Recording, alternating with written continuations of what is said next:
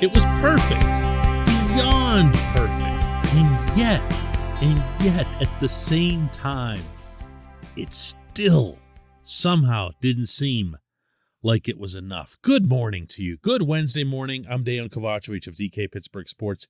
This is Daily Shot of Penguins. It comes your way bright and early every weekday if you're into football and or baseball. I also offer up daily shots of Steelers and Pirates where you found this. Penguins 5, Flyers 4 in overtime, and forget all that because one Sidney Patrick Crosby scored his 500th NHL goal. And if you're getting into what might have been an ideal scenario, if you're one of those who was hoping that he wouldn't score in Ottawa, that he wouldn't score in Newark, that he'd save it for this night, well, how about Sid almost dropping to a knee on a power play from a bad angle on a pass from Evgeny Malkin against the Flyers in front of a boisterous crowd in Pittsburgh with his teammates flooding off the bench to congratulate him en masse. How about in the second period when the Penguins put up a video that they'd spliced together beforehand, but they grafted on the 500th goal at the end, and then having a video message come from Mario Lemieux and having everyone who was under this roof so moved by it that you saw the 4 on-ice officials clapping, you saw the Penguins standing and tapping their sticks. I saw a couple of the Flyers doing it, but I won't tell. This was amazing. All of it really was. Here's Sid after the game. Yeah, I was just happy and excited. I just kind of been hovering around it here for a few games, so it was a lot of fun to be able to do it at home, and with all the guys coming on the ice like that, that's something I'll definitely always remember. So that's basically what was going through my mind. Just a lot of joy and just happy and trying to take in the moment. He couldn't stop smiling. I don't know how else to put that. No matter what he was discussing, even something that had nothing to do with anything about the 500th goal, he couldn't stop smiling. It was the look, the sound, the feel of real accomplishment. And I got to tell you, having covered this extraordinary young man's entire career, that was a rare sight. This is someone who's climbed every hockey mountain that exists, from Vancouver to Sochi, from San Jose to Nashville, here in Pittsburgh. He's done everything, and he's done it with the expected class, humility, deference. But he's also never really acted as if he's made it to a certain goal individually. And this kind of felt like that a little bit. And that in and of itself was amazing. This portion of Daily Shot of Penguins is brought to you by the good people at the Greater Pittsburgh Community Food Bank, where they're committed to providing food for all of our neighbors in need across Western Pennsylvania. They, in turn, need your help. Find out how $1 can be turned into 5 full meals for those in need. Visit pittsburghfoodbank.org.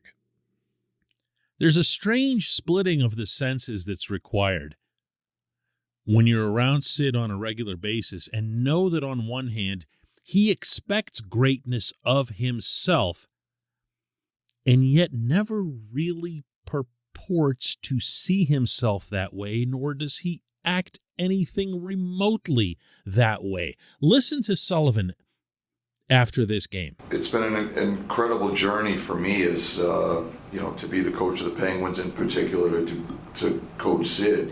He's, first and foremost, he's just such a terrific person. For me, it's a lot of fun to work with him and develop a partnership with him. And in our leadership group, over the time that I've been here, I've had the privilege of seeing a fair amount of milestones over this time here with respect to Sid. I thought tonight might be the most special one. For me, it's such an honor to be part of his personal milestone. I thought it was so cool just to see the reaction of the players and the fans, and he's just so deserving. That's the way I look at it. I just think Sid, he just represents everything that's right about our game. His humility, the way he carries himself, his work ethic, his team first attitude and approach. He leads by example.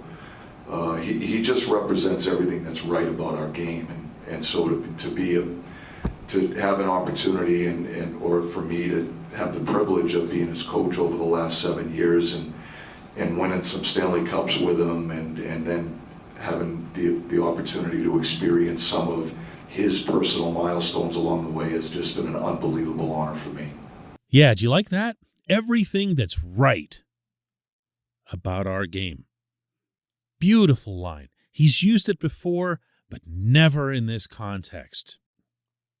And when you see Sid in this scene, in this dramatic setting, with 19,000 people losing their minds, and the loudest sound that's been made in that building since Chris Kunitz destroyed the Ottawa franchise permanently. And then on top of that, to see Sid's mom and dad in the crowd, to hear the reaction that they got from the crowd when they were shown, because we don't know nearly as much about them, do we? We never really had a chance to give them the big collective civic hug the way we did with Gino's parents.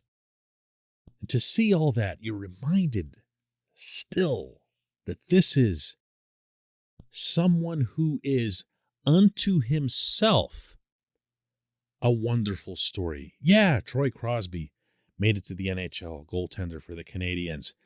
But it's not as if Sid came from some spectacular, predictable set of bloodlines where you would know that greatness was being bestowed upon him. This was much more of a Walter/Wayne Gretzky type of story. A Jean-Guy / Mario Lemieux type of story. And there's got to be that point, even for the greatest of the great, even for the most humble of those who are the greatest of the great, to step back and say, wow, look what I did. And I gotta tell you, that's what I sensed in that room. Never could have seen that coming. But I'm so glad I did. And I'm so glad now, especially in retrospect, that this happened in Pittsburgh. It's been a long couple of years for the whole planet, but for us too. Things had been awfully quiet. And, mostly a pretty big bummer. This felt like one of those beautiful reminders of enjoying everything that you experience in life, of appreciating the good instead of always focusing in on the bad. And we have been, from a sports standpoint, in this city, so very blessed. Count those blessings. Count them today. Count all the way to 87. When we come back, just one question.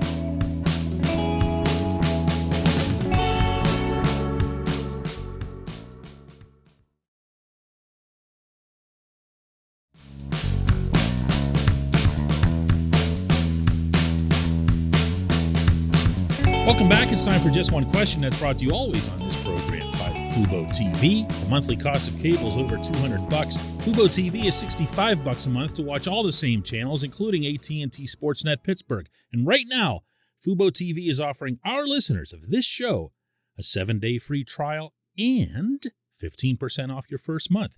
Just go to FuboTV.com/DK. FuboTV.com/DK. And today's J1Q, in the spirit of focusing on all of the happiness and the joy and everything else that comes with a night like last night, Mario Lopez asks, please tell me Ron Hextall is working the phones so that Casey DeSmith and Kasperi Kapanen can be sent packing. Someone from Wilkes-Barre Scranton couldn't possibly do worse than number 42 right now. Oh, man. That's just perfect. That's just perfect. It's not unfair. It's not uncalled for. That game last night, as Sid told me himself afterward, could have spoiled everything. As he said, and Letang essentially echoed, nobody wants to have a night like that, where you have something that momentous and then constantly forever have it in the back of your minds that it was a loss. And that includes the people who were in the seats.